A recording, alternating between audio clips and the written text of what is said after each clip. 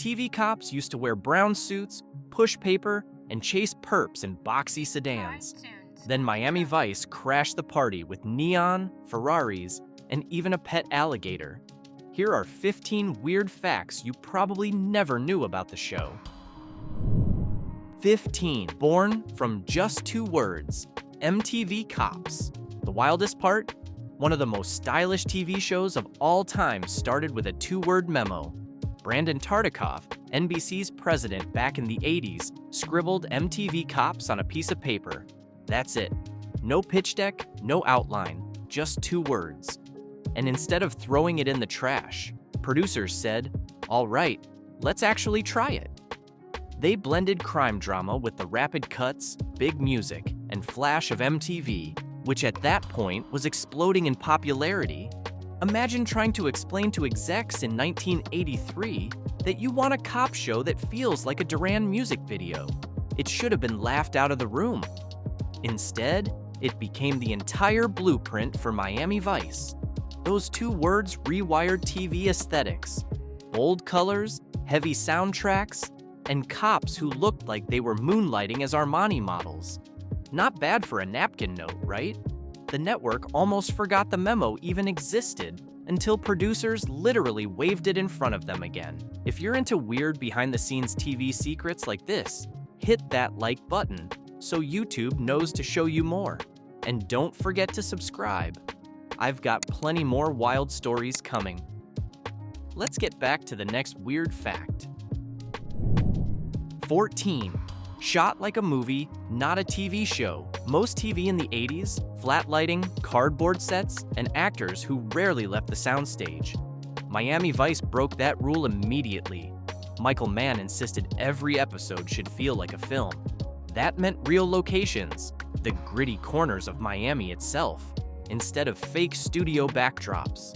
It meant moody shadows and glowing neon instead of bright. Everybody looks like they're in a soap opera. Lighting.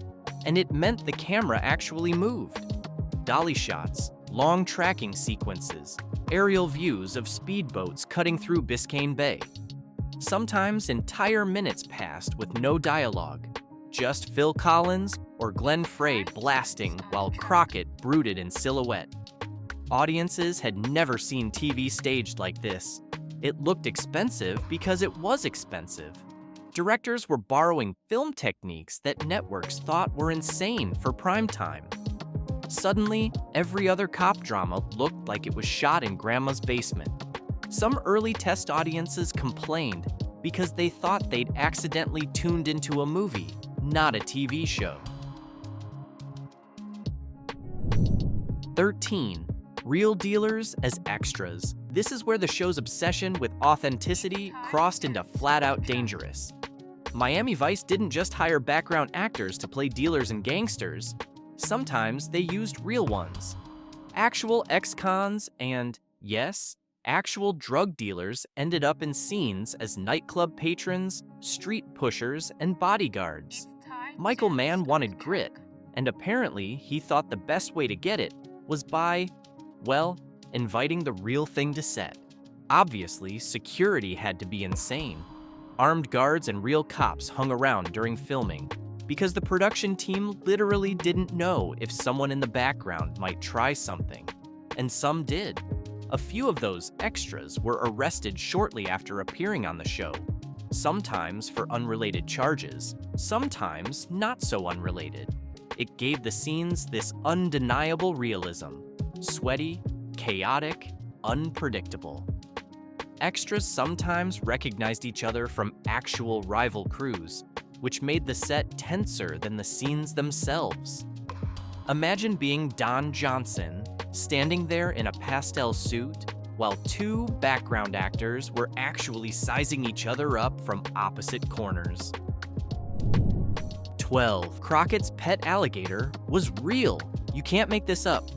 Crockett didn't just have a boat, a Ferrari, and a tan. He also had a roommate, a literal alligator named Elvis. And no, this wasn't some rubber prop or animatronic. It was a living, breathing, full-grown gator rented from an animal wrangler. The animal lounged on the boat, slithered across decks, and once nearly toppled a camera setup because it decided it was done cooperating. Don Johnson and the crew had to work with it in real time, which meant nerves were permanently frayed.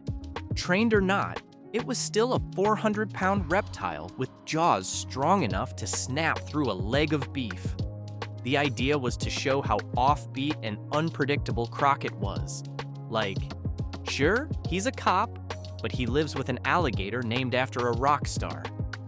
After a few seasons, producers quietly phased Elvis out, not because audiences hated him, but because cast and crew were genuinely terrified of having a live gator on set week after week. 11. Filming in dangerous neighborhoods. If the real gator wasn't risky enough, try filming in Miami at the height of the cocaine wars. The producers didn't sanitize the city. They actually leaned into its grittiest corners. Crews hauled expensive cameras into abandoned warehouses, drug-ridden alleys, and neighborhoods where the same crimes being dramatized were happening in real life. It didn't take long before trouble followed. Gear was stolen out of trucks.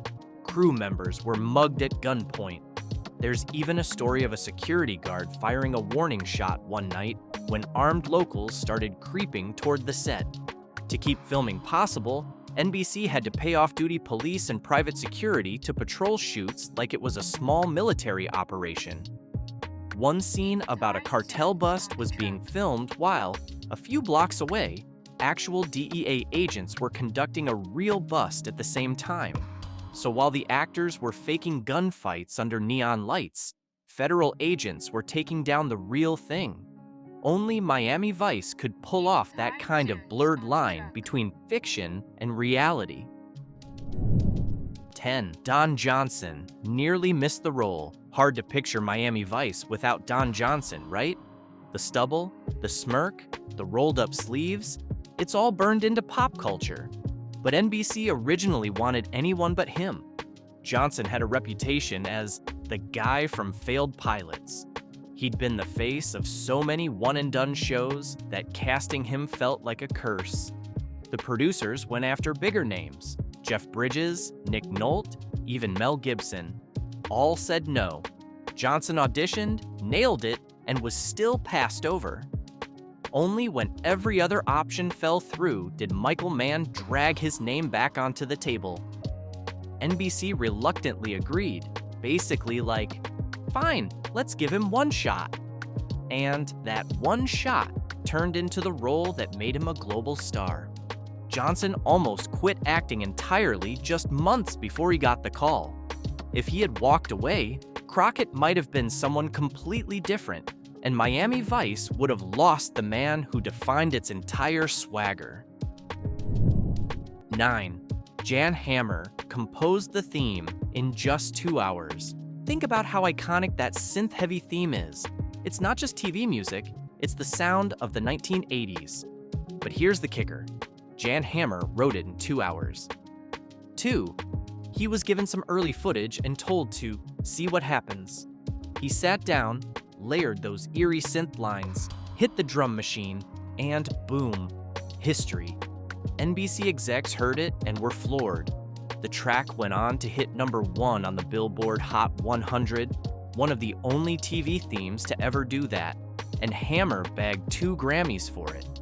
That never happens. It became the heartbeat of the show, so recognizable that even people who never watched an episode still knew the sound. Hammer originally thought he was just pitching a demo piece and never expected it to air. But once producers dropped it in, they refused to let him change a single note. Turns out, genius sometimes happens when you're just noodling on a keyboard at 2 a.m. 8. Ferrari sued the show. Crockett's sleek black Ferrari in season 1, not actually a Ferrari.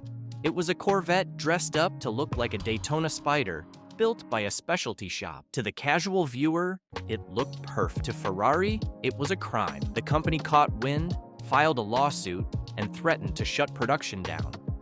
Instead of dragging it through court, Ferrari pulled a power move. They told the show to destroy the replicas, and in exchange, they'd supply the real deal. 2 brand new white Testarossas straight from Italy. Ferrari used Miami Vice as primetime advertising, and the Testarossa became as much of a character as Crockett himself. The cars were originally black, but nighttime shoots made them invisible on camera, so the production repainted them white. That decision not only solved a lighting problem, but accidentally turned the white Testarossa into one of the most iconic TV cars ever built. Even Ferrari admitted the exposure was worth way more than the lawsuit. 7. Michael Mann banned earth tones. Michael Mann wasn't just producing a cop show, he was curating an aesthetic. His first decree: no brown, no olive, no muddy gray. He literally banned earth tones from the set. That applied to everything: wardrobe, cars, sets, even background buildings. Crews repainted walls and props to match the show's pastel, neon-soaked palette. Crockett and Tubbs became walking fashion statements. Linen blazers in turquoise, coral, lavender, paired with loafers and no socks. Even the city itself started to look like it belonged to them, glowing pink and blue at night under colored gels. This wasn't just style for style's sake. It gave Miami Vice its dreamlike music video look, unlike anything else on TV. Miami's local government leaned into the trend, repainting parts of South Beach to sync with the show's vibe. So if you've ever wondered why Miami still looks like a pastel postcard in tourist brochures, blame Michael Mann's war on beige. He turned an entire city into a mood board. 6. Don Johnson's $11,000 Rolex. It wasn't enough for Crockett to drive a Ferrari and wear designer suits. He also needed wrist candy to sell the illusion of being a high-rolling undercover player. Enter the Rolex Day-Date, better known as the Presidential. Price tag in 1984? 11 grand. That was more than some crew members made in a year. The watch wasn't just an accessory, it was storytelling. Crockett had to look like he could walk into a cartel party and fit right in, and nothing screamed wealth and danger like flashing a Rolex that most viewers only saw in magazines. It wasn't even product placement. Rolex didn't give it to the show. The producers bought it outright because they wanted that authenticity. Imagine pitching to NBC accountants, "Yes, we're spending $11,000 on one piece of jewelry for a cop character." But it worked. The Rolex became part of the Crockett mythos, proof that even small details in Miami Vice carried a cinematic weight.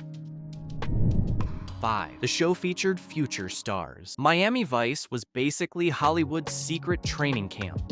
If you watch the episodes now, it feels like flipping through an old yearbook of celebrities before they hit it big. A young Bruce Willis showed up as a violent arms dealer before he was John McClane. Julia Roberts had a small role as a troubled girlfriend long before Pretty Woman made her America's sweetheart. Liam Neeson, Benicio del Toro, Ving Rhames, even Chris Rock all passed through as one-off crooks, love interests, or victims. Back then, the casting team had a reputation for spotting raw talent and giving them early shots in gritty, stylish roles. Some guest stars actually came in just for the music connection, like Glenn Frey from the Eagles, who not only acted but also had his songs woven into episodes. Watching Miami Vice now isn't just nostalgia.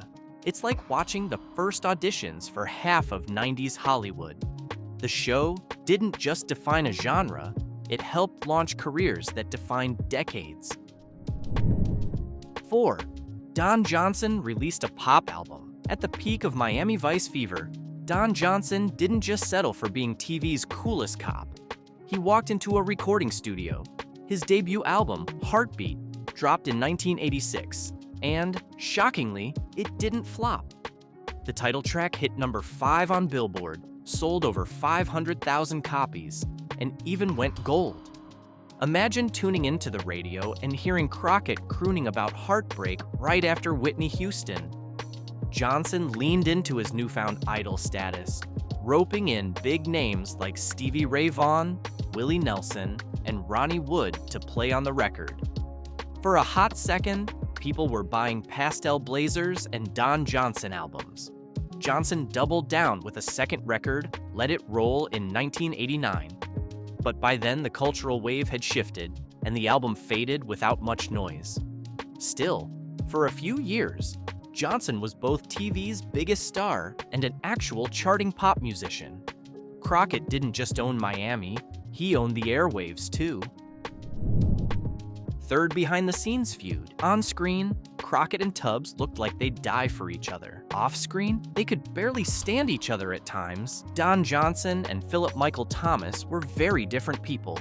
Johnson was brash, headstrong, and very aware he was the star. Thomas was more methodical and quietly ambitious. The clash led to full-on silence between them during shoots. Imagine filming an intense partners forever scene, then walking off set without saying a word. The tension sometimes leaked into the press, fueling gossip columns about a feud. Crew members admitted whole shooting days went by where the leads only communicated when the cameras rolled. That tension may have actually helped the show. The unspoken friction gave their partnership an edge. The sense that beneath the loyalty, there was always tension simmering. By later seasons, both men mellowed out, but they never became best friends. The irony? Their rocky chemistry might have been the secret ingredient that made Crockett and Tubbs feel so real. 2.